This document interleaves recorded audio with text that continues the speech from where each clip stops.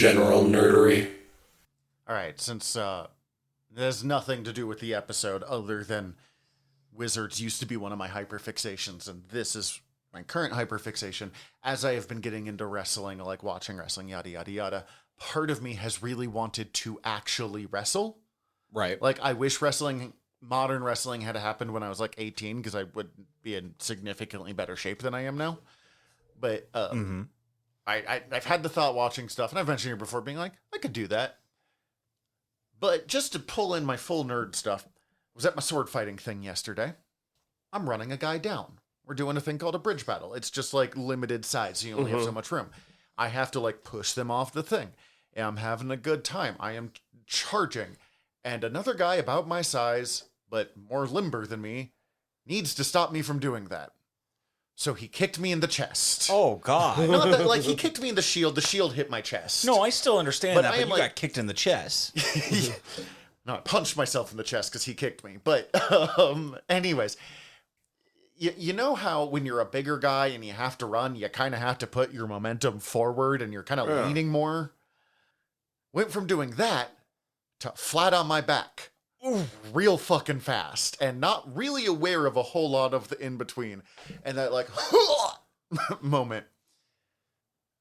And I'm not sure if I am more confident that I could do wrestling or less confident that I could do wrestling after this experience. This guy shield kicked me before. I'm used to it. This was just a particularly good one. Yeah, but now you've took that bump. I'm like, I know I could take the bump, but the, like, how quick you have to, because I fucking stayed there for a moment. That was a, like, on my back, watching things going on, just being like, yep, I'm good. And, like, standing up and, like, rubbing the neck, and fucking how loud my neck popped a moment later, and how guilty the guy looked. Like, and being like, oh, right, we're in our mid to late 30s. And I just kicked you in the chest. It's fucking hurt, man. Is that, like, legal in Belagarth? In very specific instances, and he's very good at it. We do have grappling as a legal thing, but you can kick. It is supposed to be on the shield. We acknowledge that if someone moves the shield, there's not much you can do about it. You have to have 1 foot flat on the ground, and it's like a flat kick. So you're not like trying to do weird fancy side kicks or whatever. This is Spartaing somebody. Right. And you're generally trying to always hit a shield. Yes, and it's 1 foot on the ground. Not like a jump out. Because this game started, I mean, the game that Belagarth came from started in the 70s, but we started in the early 2000s. So drop kicks were still a lot more of a thing. And I have been drop kicked before, and they never know what they're doing. Fair. It's Fair. It's the same thing. I've watched thousands of drop kicks. I would just be hurling myself at somebody. Yeah, exactly. It is the same thing of in why all we don't honesty, allow holds and throws. Can I spear you? Like the wrestling spear? Yes. No, I don't think so. Well, I'm not interested anymore. You were already not interested. Well, I'm definitely not interested now, Zach. God, that'd be... Oh, man, I want to... You know what? Maybe. Because I got...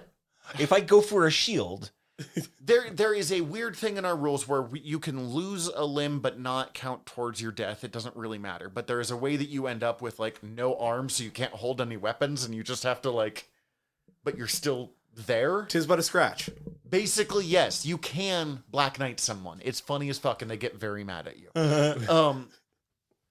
And once, and I felt really bad about this afterwards, there's a kid who was just hitting his, like, real growth spurt high school kind of thing. I'm about 25 at this point, and I'm just, even back then when I was way lighter than I am now, I'm a bigger guy. And he had successfully gotten both of my arms. So there was nothing I could do, and he was giving me this cocky look, and he was feeling real cocky. So I chucked myself at him. And they're like, all right, kid, it's time for you to learn. And I just threw myself and, like, turned into it and hit his shield, but definitely hit a kid that was, like, 50 pounds lighter than me in the air. And afterwards I was like, I shouldn't have done that. But that's when you start kicking. It was great. I died. Man, this is all just making me miss football. Kind of, yeah. Like, that's why I like Belagarth. It's fucking nerd sports, man. But anyways, this is so unrelated. Welcome to General Nerdery, your podcast about liking things. I'm Zach. I'm Tyler. Hi, I'm Steven. That's Steven. He's with us already. Yeah, we are here today to discuss wizards, almost known as war wizards, or I also heard star wizards. I'm not sure which one's true. War Wizards. War Wizards. I know that's what Wikipedia said, but elsewhere I've heard it said star. We'll talk about it. Anyways. Oh, I didn't even see that on the Wikipedia, even though that's what I have open right now. It's right in front of you. So, as a reminder, we are not doing ingesting as we're doing some batch episodes. A thought on this one, because after we finished the last episode, we kind of sat and talked about like how we like stuff. Anytime we do experiments with changes of like the format of the show, it's a good time for us to evaluate how we think of the show and what we want working and stuff. On a same note, if you have strong opinions about we really like ingesting, we really don't like ingesting, let us know. We would love to hear from you, your opinions. But also kind of be like nice about it, yeah, please. don't be an asshole. That's not what I'm saying. like Look, if you don't tell like me I me, look I don't pretty need to that day. know. you're always pretty, Tyler. You know that. Hey, Tyler, you look pretty today. Thank you. But my point is, like, you know, this is a good time for us to experiment. So if you have thoughts, if you like it, if you don't like it, let us know. It's just interaction. Honest, critical feedback is helpful. We do appreciate it, but like, please don't be a dick about it. There's only like 12 people that listen to this podcast, and we know like 8 of them. So I'm not too worried about that, but it is a good thing to warn on the internet. Yeah. So you are correct. Just a reminder. I have feelings, and I will cry. Dude, this podcast has so many feelings between us. If you want to make me cry, I guess you could go that route. Anyway, Wizards. So A different route to make me cry. I think I've told this story before. I don't remember if I've told it on air.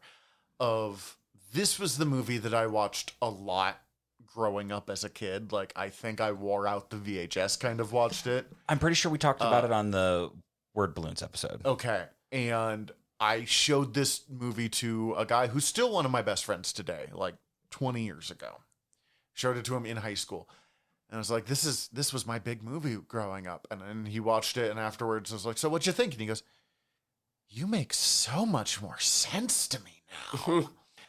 And honestly, like, I've been thinking about that a lot, as in the last month or two, we have recorded Toys and Wizards, which are probably the 2 things I watched most as a child, outside of, you know, like the Disney movies that everybody watched. So it was fucking great for me to watch this movie again.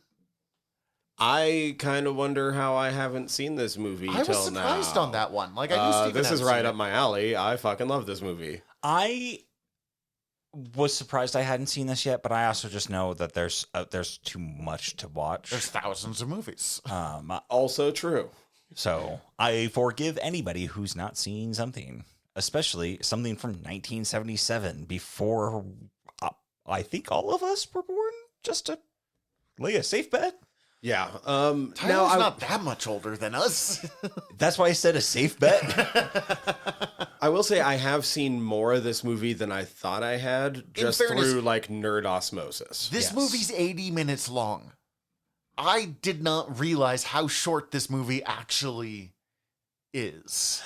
Yes, I'm actually semi-familiar with this because this movie's fucking kind of loved on Tumblr. There's a lot of people in my circles that like reblog gift sets and or weird animation nerds talking about Bakshi and or animation processes used in this film. Well, Bakshi is kind of one of the... Ralph Bakshi, if you don't know, is one of the auteurs of Western animation. And should be spoken about highly in high regards.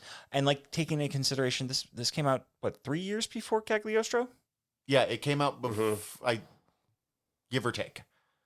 It's been long enough since we watched Cagliostro that I do not remember. But Miyazaki's Castle of Cagliostro, just to like put the name on it. Such a good fucking movie. Yeah, and this came out 3 years before that. Mm-hmm. So like, damn, Ralph Bakshi, my dude, you got some fucking good skills. Well, and he'd put out other stuff. I've not actually ever seen any Ralph Bakshi outside of Wizards, I'm realizing. So I've seen Fritz the Cat once. Wizards was your jam. The Hobbit was mine. Oh, okay, you're right. I have seen... How did I fucking forget? I was going to bring up The Hobbit. And that's another one that I've seen that once, and I've seen Fritz the Cat once. Right, I've seen Fritz once.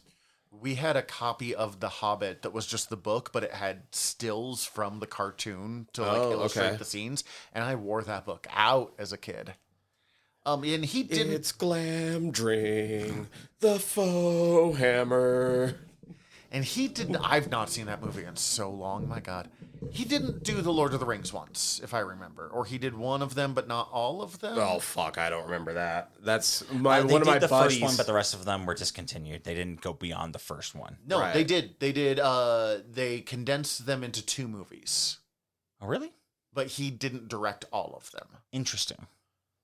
I never owned that. My friends did. So It's fine. The Hobbit's the one that's worth watching. Honestly,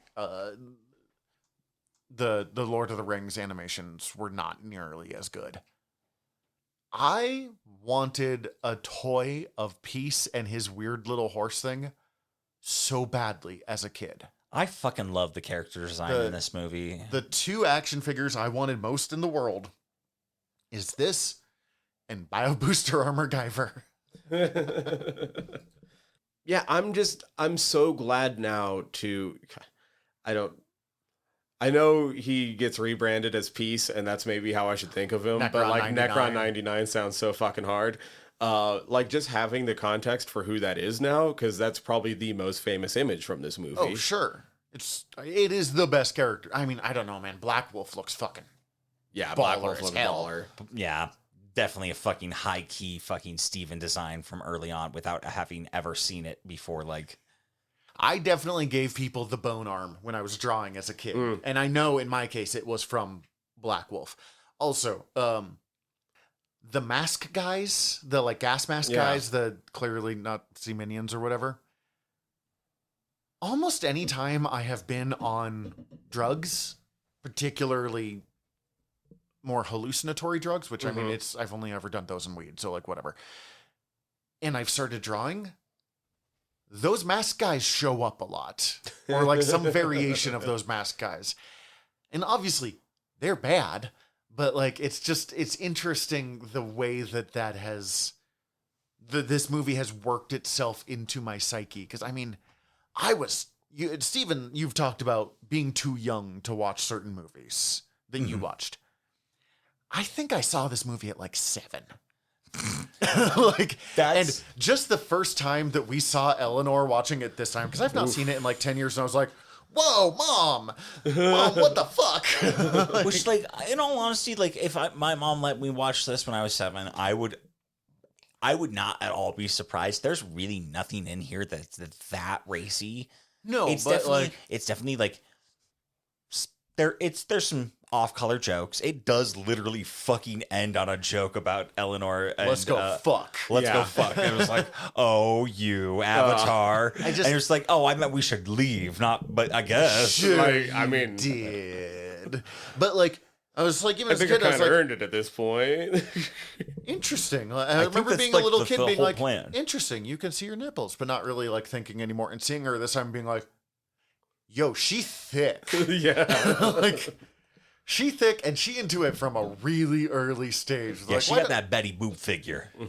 why don't you stand there for a second while I think about it? And she's like, okay, and just goes into the most like sultry. I'm like, Jesus fucking Christ. That Like, said, the fucking character model for women is all the same.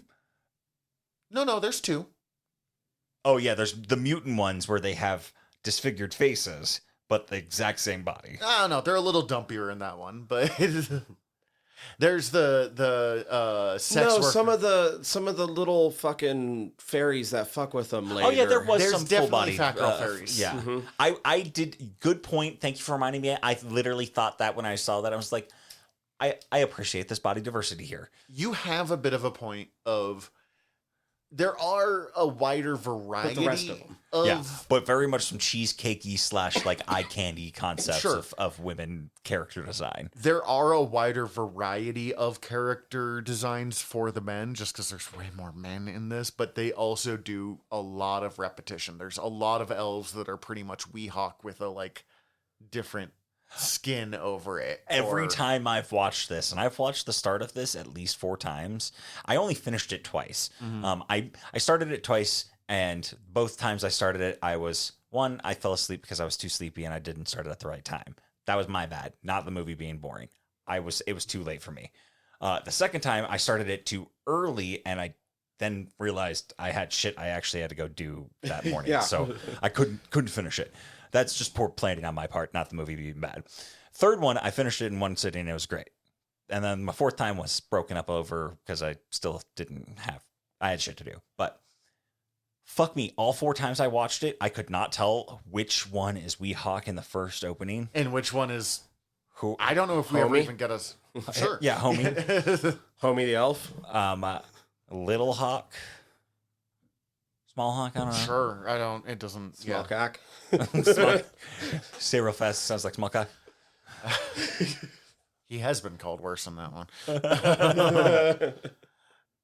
Okay. Oh, thing I found out today that will mean like nothing to you, but Tyler will know.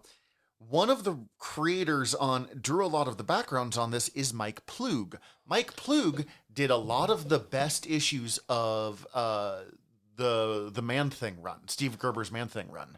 Did he do the backgrounds shit. for Scorch or I don't know. I forget It just that. said that he worked on backgrounds. I didn't look in deep Mortog? enough to know for sure. there's like 2 major background Avatar. artists. The one that worked on Scorch and the one that worked on not Avatar, Montagar. Montagar. I knew I was really close. Oh, Montagar forever. I don't know why, but I really that somehow jogged my brain to remember when Weehawk decides to yell "slut." I did not get that as a kid. That was one where I watched it years later. Because, you watch something as a kid and you just don't even like think about it after a while. Watching that, I think the first time I really paid attention was watching that with my now wife, at the time girlfriend, like pretty early on in our relationship. And I'm like, fuck yeah, we're watching Wizards.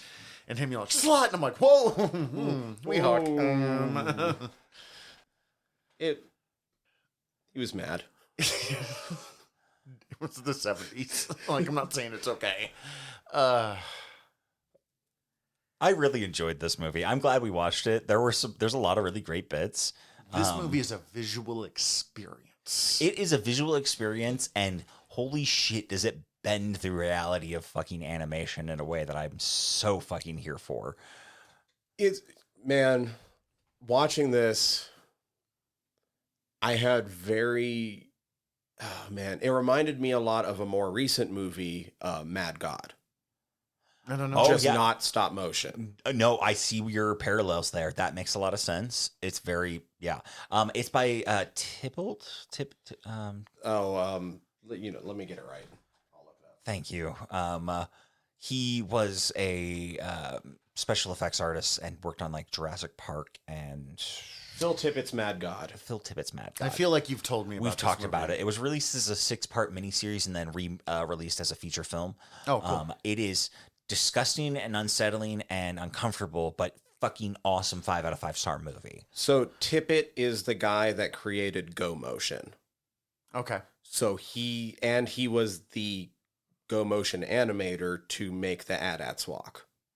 There it is. I hate that you call it the AT-AT. Holy shit. Oh my god. You Did he also fucking do dickhead. Ed 209? Or do I feel like that was him? That might be a different guy. Oh no, yeah, he did. Yeah, he did ED 209. ED 209. You You motherfucker. I just put together what you did there. But also, to reference back to something I'd kind of said earlier, I had actually seen weirdly more of this movie than I had thought, because I have seen Zulu multiple times. Oh, and the amount that they use Zulu in in the the rotoscoping. rotoscope. Yeah. So that kind of fits. Oh, yeah. This movie has like 4 very different artistic styles that it crams into one movie for when they need to do stuff. Because there's the main basic illustration, Mm-hmm. the avatar, the piece, Like the character Weehawk, animation type stuff. the interactions through all of it. There is it is time for us to advance the plot storytelling, where it's literally just these beautiful hand-drawn moments.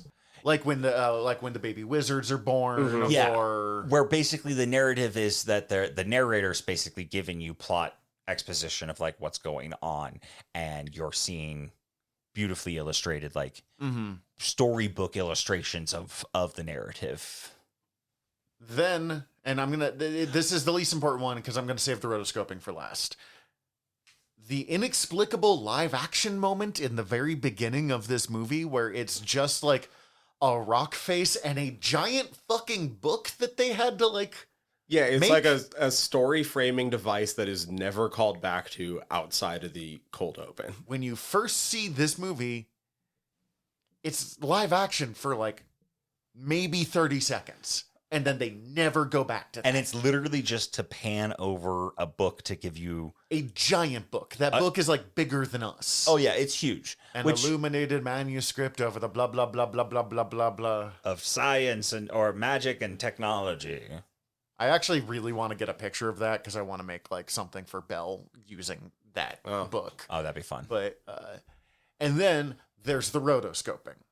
And then also just a very cool effect that I do want to talk about that isn't in a lot of the like narrated like illustration effects of like the background being cut out, but being a weird cloud effect. Mm-hmm. And how they do that is awesome. It's basically budgetary concerns. Well, that's budgetary concerns, but how that effect is done is incredible. It's a water tank with basically cloudy stuff and lighting effects. Oh, okay. It looks like it's a cloud being like shot like smoke. Okay. But it's actually underwater. Huh. That's cool. Zach, you were mentioning the artists that worked on this. While we're talking about the budget, 75% of the animation was done by the same guy. Yeah. Holy shit. Irv Spence, who's most famous for being the lead animator on Tom and Jerry. That makes a lot of sense. He's the exact kind of guy that would do that then. That is insane. Also, to go along with that, super low budget. Doesn't necessarily sound like it at first. $1 million in 1977. Not a small amount for 1977. No. But for what they were trying to do. To put it in context, Rescuers, budget $7.5 million, also 1977. Was What a Rescuers good year for animation. My God. I mean, that was a golden era, in all honesty. They were putting out some real fucking bangers then, both independently and through the big studio systems. Out of curiosity, what was the budget for Star Wars? 11 million. Which came out through the same studio in the same year. Mm-hmm. Because, and here's the story, like part of the reason the rotoscoping happens, which is the most genius part of this movie, is because they ran out of fucking money and it was cheaper to rotoscope. And this happened because there was a budget meeting where it's the head of, they go talk to head of 20th Century Fox. And in this movie is Ralph Bakshi asking for money and George Lucas asking for more money. And both of them got shut down. Being like, no, you can't have more money for your fucking weirdo movies that I'm letting you make. Like, and both of these, I'm sure, is we're letting you make these. Yes. And then Bakshi fucking went out of pocket himself.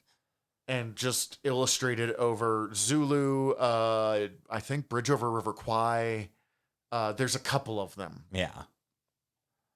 It's, oh my God. But what it does is it adds this level of unreality to it. And when it shows like some of the demon lords and they're like rotoscoped instead of the kind of frog demons that he's drawing elsewhere, right, it makes them look so much scarier. Yeah, they're way more menacing.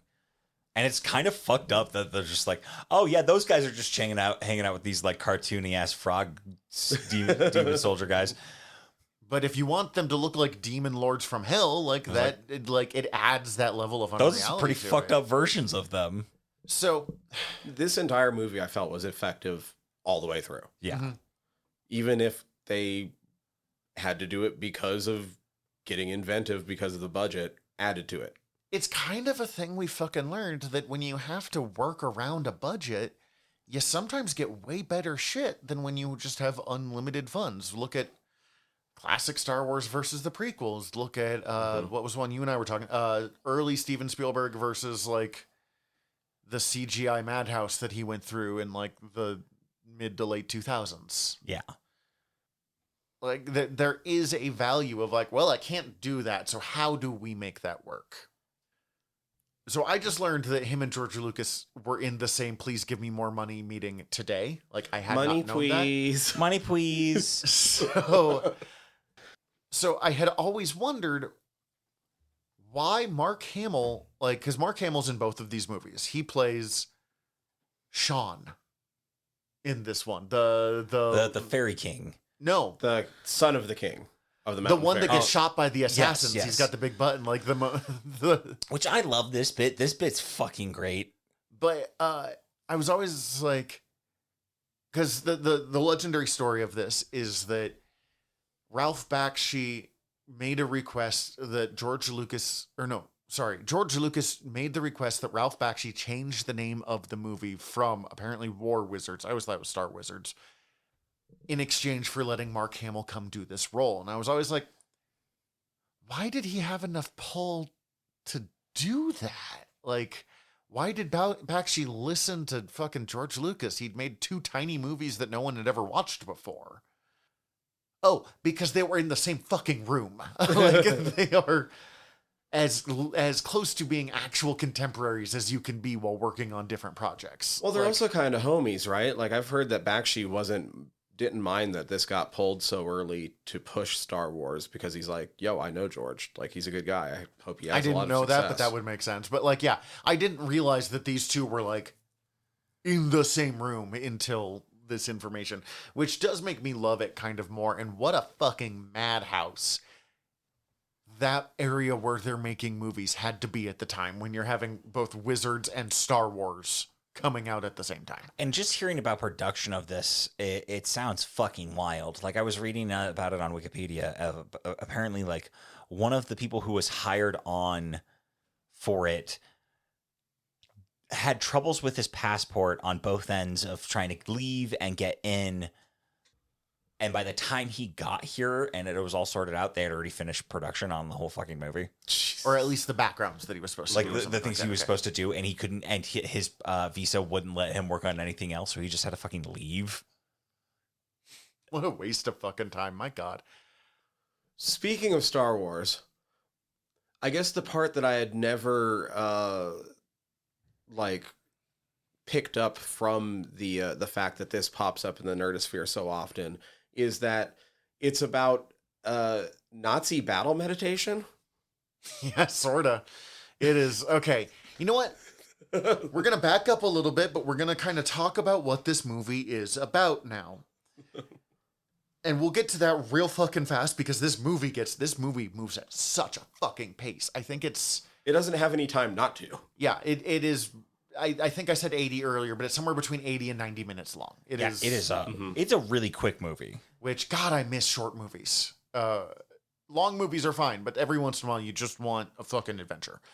Running time 80 minutes on Wikipedia. Okay, sweet. 80 minutes long.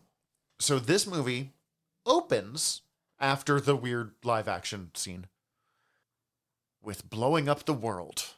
And I fucking love that literally it's the planet and then an explosion over it. Like, I actually laughed kind of hard at that. and the world was destroyed with 10,000 nuclear bombs or whatever it was. Fuck Like, me, this opening narration really fucking boils down this story to a fucking fine point. Let's be... Maybe the weakest part of this movie is the fact that they don't have any time to spend, so there are a lot of just straight exposition moments. Yes. I will say this movie does exposition moments better than a lot of other agree. movies that are stuck doing I didn't exposition. mind, but I was sitting No, there like... You're right. Every once in a while, I'm like, all right, I could have seen a little more of this. I will say I also had some issues with this initial exposition that they set up of like, yo, all these people over here, they're bad. And then like these sweet, kind, cool people over here, they're cool. They're the true ancestors of humans. And I was like, why are they so bad? Mutation. Yeah, I get it. It is a thing to... That's probably just the X-Men having been bred into me so hard that my brain's like, mutation can't be bad. I mean, yeah, this is before X-Men would have been the level of popular... I mean, because Chris Claremont took over in the late 70s, Mhm. early 80s. So like the X-Men that we give a fuck about is About to happen. is happening now kind Yeah. of thing. But like even beyond that, it is a thing today that when we watch fantasy, modern fantasy is not really interested in the good guys and the bad guys. It's much more Game of Thronesy. Everyone sort of sucks. Yeah. Which is not necessarily a bad thing of a way to portray fiction. It's just the style of it. Well, this is still much more...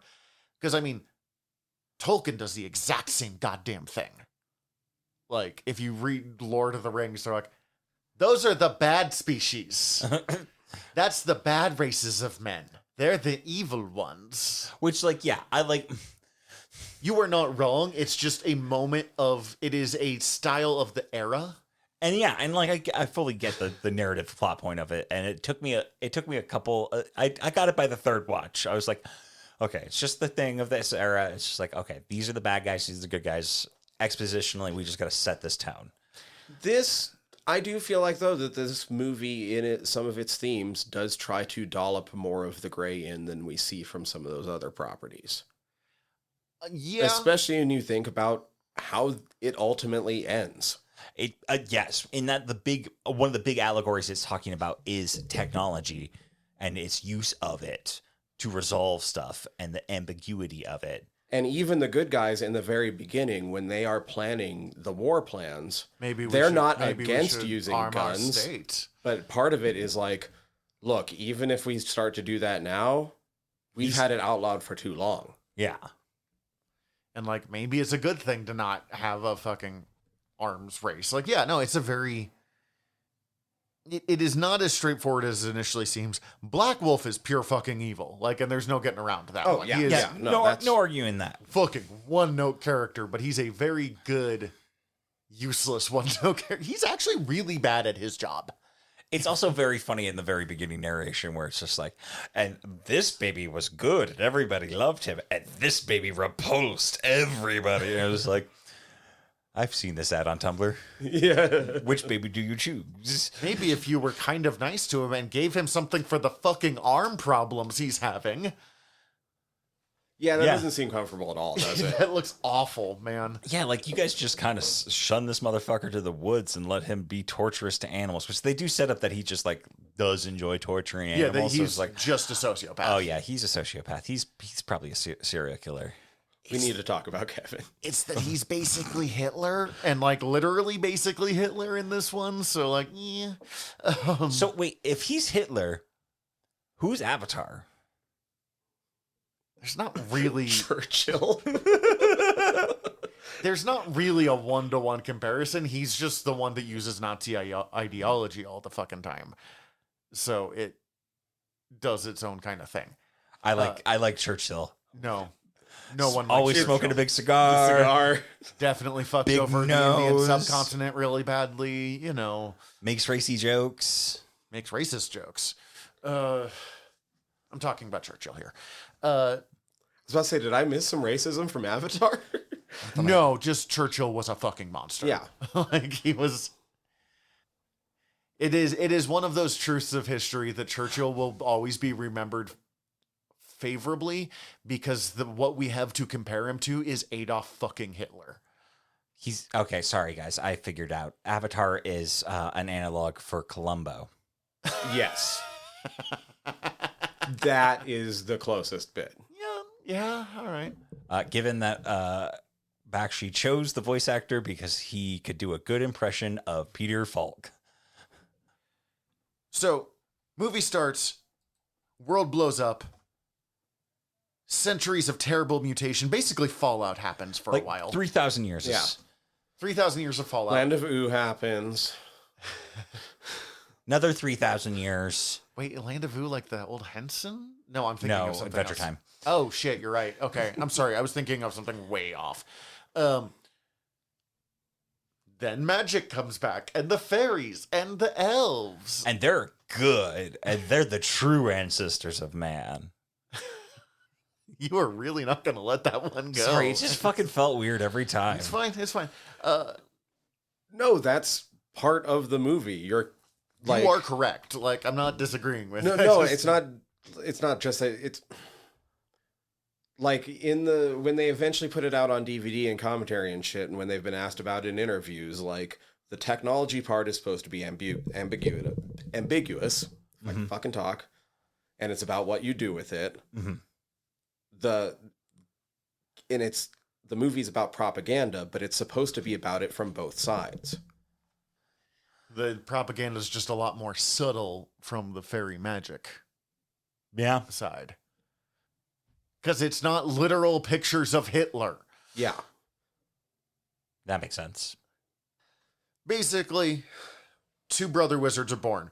One the good guy, one the bad guy. The good guy still kind of fucking... Avatar is a shitty old man. Yeah. But I also, love Avatar. It does set up that, like, later... Like the guy, they meet the guy, I forget, motherfucker with the horned helmet who steals Abdul. the guns. Abdul? I'll take your word for it. I watch this movie a lot. I'll take your word for it, my friend. Where'd you get the guns, Abdul? But like that dude's like, yeah, he was great. He's been like, you guys don't understand. This is Avatar. He fucking was going through the wastelands, like deradiating people, curing radiation sickness. He's a very fucking, much his Gandalf Strider thing. That's such a Lord of the Rings very thing. much like this guy's pretty fucking saintly for whatever that would mean in this phraseology. But now he's old and he's an asshole. It is a thing of fantasy of this era because, like, one of my favorite fantasy series of all time, even though reading it as an adult, I'm like, this is very much a product of its era, is a series called The Belgariad. And there's a character in it named Belgarath the Sorcerer. Mm-hmm. Part of the idea of the entirety of the Belgariad is that David Eddings had read Lord of the Rings and was like, this is the most Puritan bullshit I've ever fucking read. Like, hobbits don't exist from the neck down, is how he put it. So he's like... Well, except for their hairy little feet. Sure. But he's like, what if people had sex? What if Gandalf was kind of a dirty old drunk? And that's really what Avatar is in a lot of ways, too. I think this was like, as much as I said this is classic fantasy, it's not a huge important part of the series, but it is also taking some of the bits of fantasy of like, what if we started to tweak it? What if we started to make Gandalf, or no, not Merlin, because Merlin always sucked.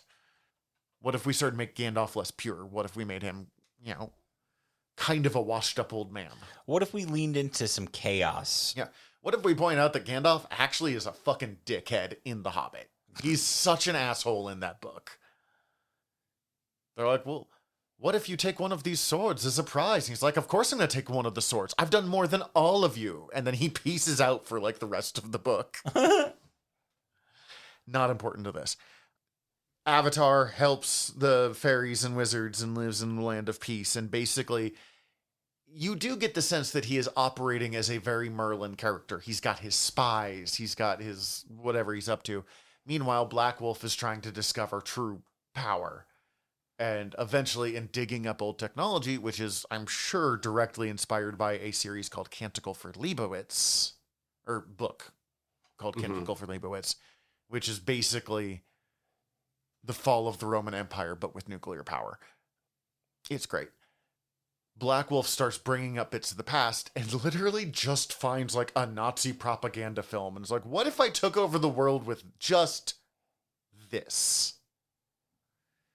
And he kind of does. I imagine he's got some magic going on top of it. Well, he's got fucking demon lords and shit. But like the idea is, and they don't treat it so, it's that people are Look at how fucking baller this shit looks. We could do this too. Look how scary this shit is. Like the idea is people are not ready for propaganda, and he uses it in a very literal way of like, we're going to distract and traumatize you and then just kill you. Mm-hmm. But like it really is just, using propaganda to destroy your enemy before you actually shoot them. Yeah. With just thinking about the Demon Lords, I kind of loved how early it was foreshadowed, just like how fickle they are. How useless they are. Yeah. of like a fucking frog bouncing by is enough to distract them. All of them, they're just like, fuck it, let's bounce off. Well, not just that, but like the one dude in the trenches before everything goes to shit, when he's talking to the younger kid, he's just like, yeah, we fucking killed 1 million of them before. Like they don't stand for anything. They are just like led by basically somebody putting together orders, but they don't actually believe in any of it, and they'll just turn tail and leave. They get bored. Yeah, and then as soon as Black Wolf is dead, they literally fade out of existence. Peace, suckers. Yeah, and that was a great through line that you see in a lot of the little vignettes. Like the two like stormtroopers, like one of them thinks the other one's dead, and he's just like really broken up. They killed Fritz. I fucking love that scene. I'm sorry. No, it's a great scene. But it clearly expresses that same idea of like, he doesn't actually care about Fritz because Fritz is alive, and then he gets more mad that Fritz is stepping on his lines. Costing me medals. Oh, damn. With Tyler's thing, that's also fucking how France responded to the beginning of World War II. Like, they're literally in the trenches.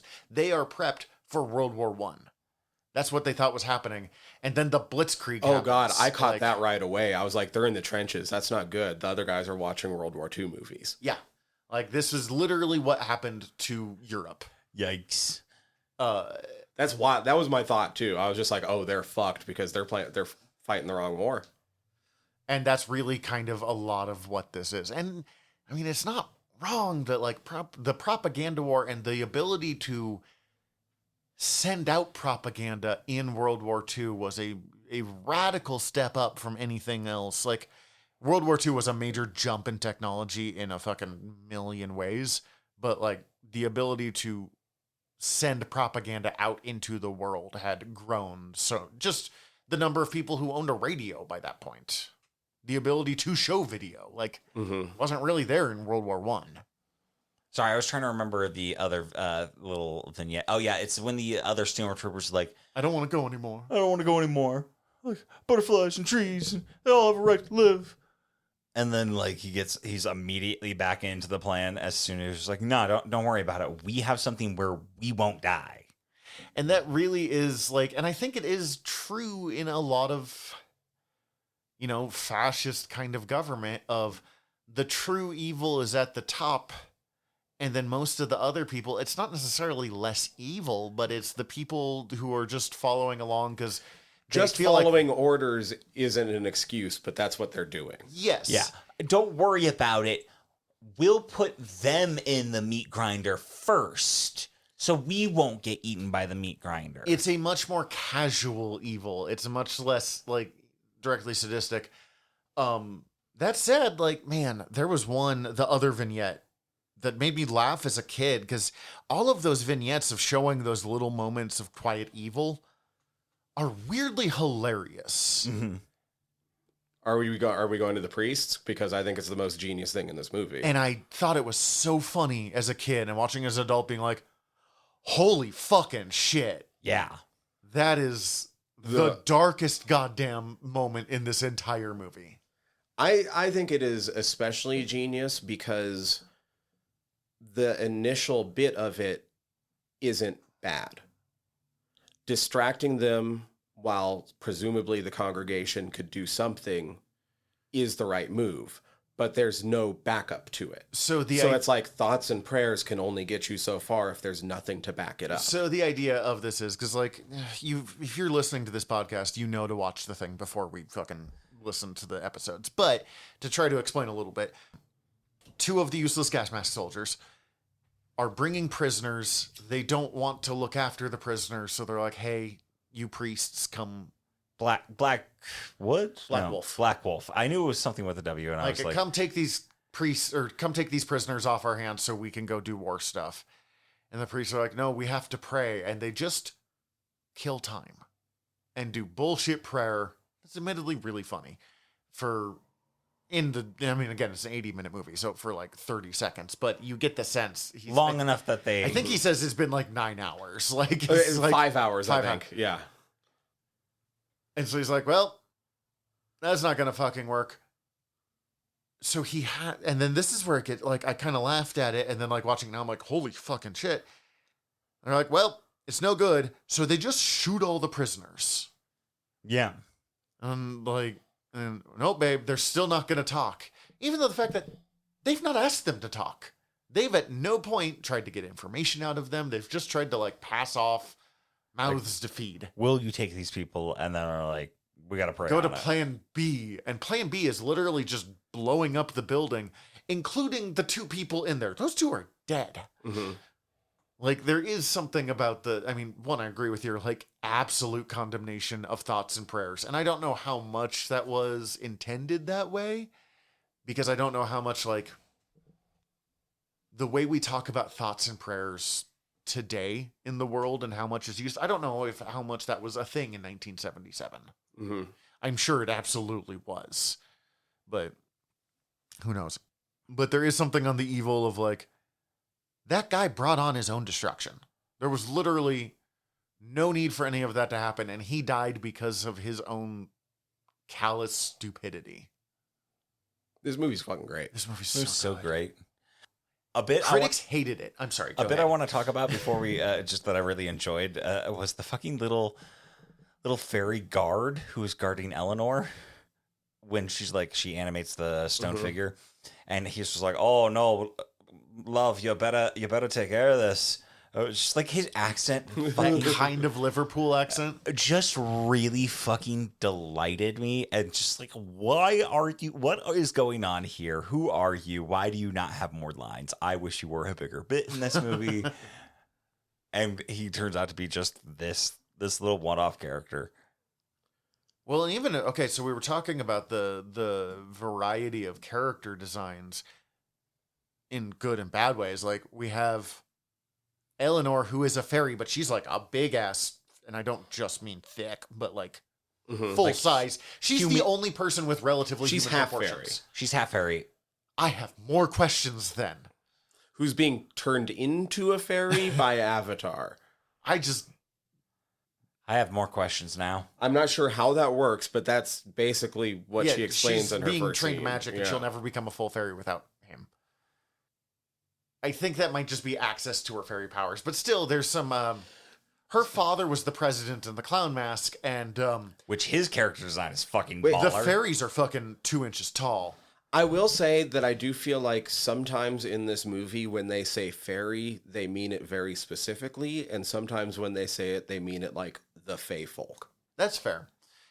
Elves, Same. as Yeah, we know no, them, are I think- often a variation of fairy of people not really understanding Shakespeare. So that makes sense. But Because like, also, fucking Weehawk is a goblin, right? Yeah. sorta. Elves, we think of elves today, and I think a lot of this literally gets traced back to the Peter Jackson movies that really took some ideas we were starting to get of like these impossibly beautiful humans, but they were all originally really short. Not dwarf short, but smaller than human short. These days, I think of elves as fucking like tall, graceful, lithe. He's much more closer to like how elves were described in The Hobbit than That's they were. true. So wait, would He's a Hobbit very be close to a shorter than Mirkwood him? elf. It would go Hobbit, dwarf, elf, human. Weird. But to the He point would of be close to a Mirkwood elf. I mean, if you watch fucking the elves in The Hobbit, you could put Weehawk in that scene and change nothing. But the thing I was gonna say is in body types, when we first hear about fairies and you're talking about like the propaganda of like the good, we see Eleanor, who is literally the buxom pinup fairy. And then we see the playful little fairies, and it's, the fat naked girls and Sean, who looks like a fucking cover of a cereal box character. Yeah. And then like we go and like those are the fairies that the outer world sees, and they're powerful, but they're also weird and goofy and kind of harmless. And then we see the fairies inside, and they look a lot closer again to, like you're saying, to like goblins and stuff, because there's the guard that you have, but there's also the woman yelling destroy her, and she's saggy tits, black bikini, Snaggletooth. Like, she looks rough. Like, we see, the fairy that they show the world, and then we see the wider range of, like, what fairies or humans actually are. Yeah. And they all suck. That fairy king is fucking useless. Yeah. I do like his design, though. Fuck, where's this movie been all my life? On my mom's VHS shelf. On the Internet Free Archive for any listeners who are having trouble finding it. Or you can rent it on YouTube. I'm not saying... And I think it's on Amazon Prime. I would like to see more stories in this universe, but I don't know who I would trust with that. Well, it was originally intended... Did you read this part of Wikipedia? Yeah, the son was supposed to be a sequel hook. Oh, I didn't even get to that part necessarily. Like, it was written with the intention to be a trilogy. And then they wouldn't give him the money for it. Because, like, this movie did well, but it didn't get wide distribution. It didn't make a ton of money back. And especially when, Star Wars came out the same year. Well, and they pulled it early because of the Star Wars drop. Like, so it only did, it did okay. They didn't want to make a sequel. He tried to make a sequel till, like, 2015. Wow. But his initial plot for a sequel was about Avatar and Eleanor's relationship and why it doesn't work. And I'm like, well, yeah, it was the weirdest tacked on bit that they go fuck at the end of this movie. Like, that makes no sense. And then Weehawk fucking it up. That's like how he describes it. And then later on in 2015, he's like, the sequel is about madness. Just madness. Like, okay, dude, calm it down. I'd watch both. Those would both be interesting. I don't know. I can hardly think of a worse sequel to this than, like, turns out Avatar is a fucking ancient and this, like, 18-year-old might not be a good long-term partner prospect for him. Yeah, you know what? I trust Ralph Bakshi to make this movie. Let's bring him back from the dead. Is he dead? I don't know. No, he's not dead. He's just retired. Let's just make him do this movie. Okay, so he did another movie that was not... I always mix it up. I always used to mix it up with Who Framed Roger Rabbit because it was also about cartoons and the real world. Cool World? Yeah, Brad Pitt was in it. Yeah, I've seen Cool World a number of times. It's like sexy Roger Rabbit. It's fucking weird. It is. That's the movie I saw when I was 7 and probably shouldn't have. Oh my god. Okay. Kim Basinger, of course that movie. Yeah. No, I get it. I don't know if I have too much, and I don't even know if we have much to talk about, but I feel like we have to talk about the actual interaction moment. The one scene we get with Black Wolf and Avatar together. Oh, yeah, the finale. Yeah. We've been dancing around it because nobody wanted to spoil it, but like also if you haven't had the spoiled for you set yet, you aren't online, and also you should have watched the movie, and we already said we're going to spoil it. We are 54 minutes into recording. We're almost as long as this fucking movie at this point. So yeah, Avatar pulls out a fucking gun, like and shoots him, and just shoots him twice. And shows up Avatar being the weird little goofball he's, because he's really drawn as like the least intimidating character in this. Oh, and most genius line in the movie. I'm glad you changed your last name, you son of a bitch. Because they don't have a last name. They don't have a last name. He respects his mother too much to say it, but it would be literal if his mother was a bitch if his last name is Black Wolf. Fuck me, this movie's really great. Most genius line in the movie is him fucking dropping a hot bar and then popping a cap in his ass. Yeah, I got this one great move Mom showed me when you weren't around for just special occasions. Which means his mom at one point was like, this is a Luger. You're going to hide it in here. And when you really need to show your brother up, you're going to whip it out real fast and shoot him in the fucking chest. Now, let's go practice on these This cans is going to have here. to happen. Your brother's fucked up. Now, do you think he brought that gun, or do you think he stole that gun from the skeleton guy who also had a Luger right before they go off to fight? Black I'm Wolf? pretty positive he pockets it off of that guy. Yeah, that's what I figured. that is the type, because that was a like real German handgun style. Yeah. It looked like that was the style that Hitler shot himself with. I want to say too. Like, Yeah, I don't remember what he used, but like I have a friend whose both of his grandfathers were in the war. One of them was a pilot that was shot down behind enemy lines, only about 2 miles, and it wasn't like a super crazy landing. It was like, yeah, I have to go. there down. were a lot of those. And while he was going back to the front, he came across a Nazi tank squadron that had just been bombed out. Jumped into one of the burning tanks, took himself some spoils of war. So I have seen, and I have a friend that owns a Nazi tank commander Luger Oh, wow.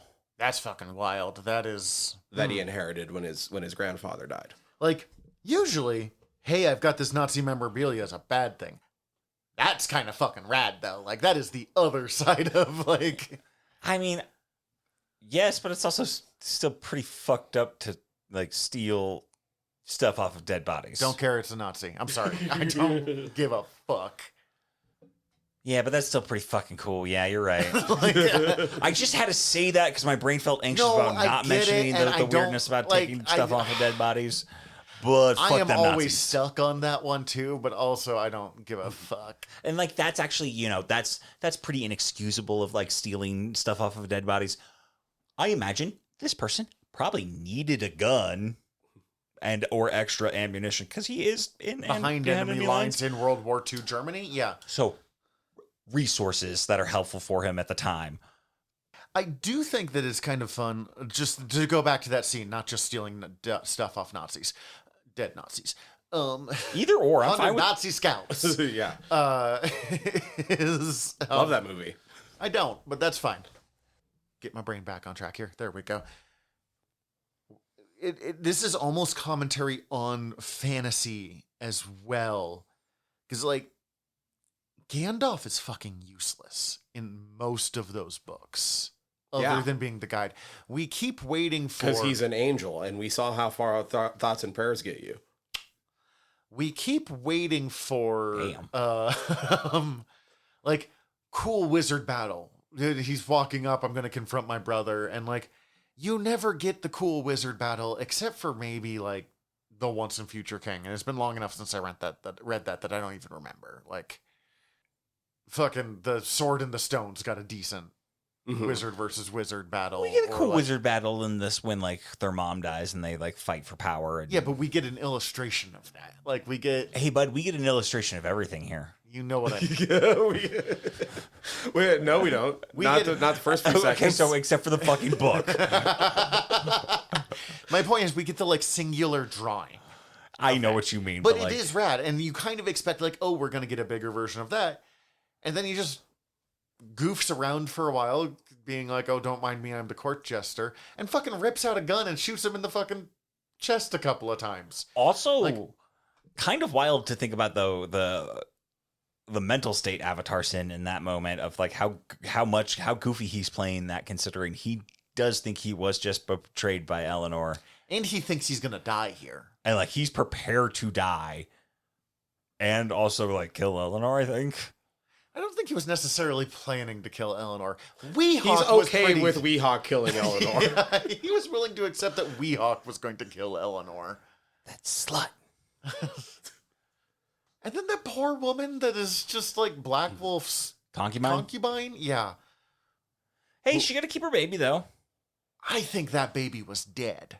I think she's holding a corpse there. Well, that's No, you being look. not optimistic, Zach.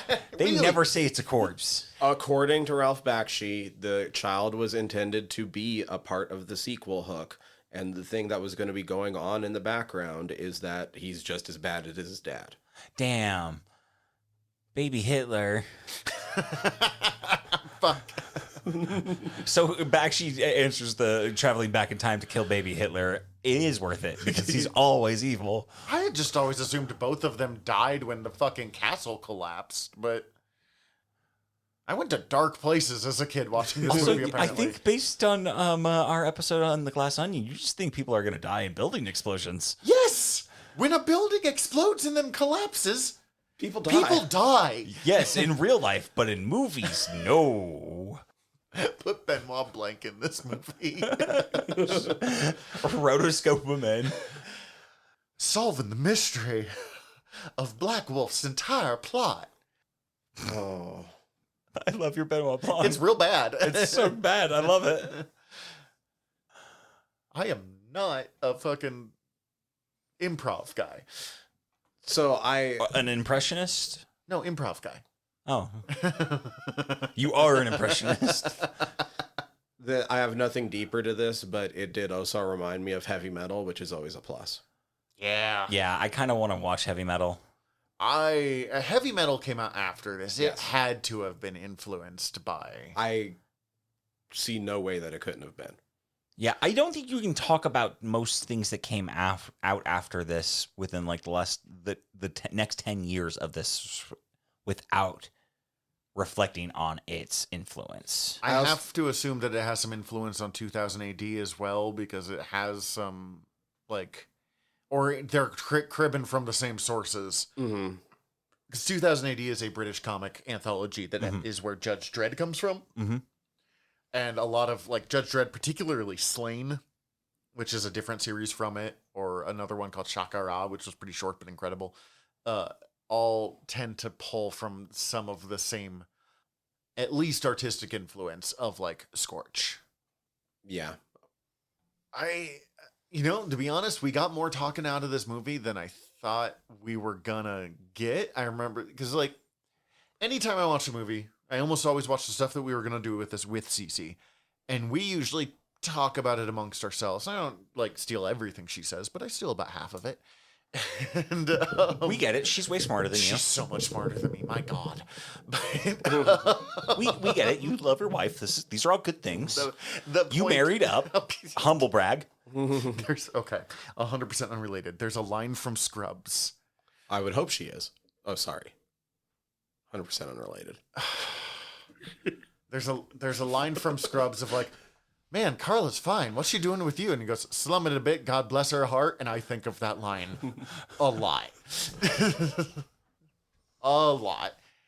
Now you've ruined it. Now I've forgotten what we were talking about. It's okay. Oh, I do want to say now after having seen this, am going to be firmly on the lookout for Jim Butcher referencing this when he gets to the big apocalyptic trilogy in the Dresden Files. oh yeah, probably. If he pulls that, pretty much any time he just solves wizard problems by pulling out his gun. I'm not saying it's influenced by it, but, like, it's not. I'm so happy we watched this, in all honesty.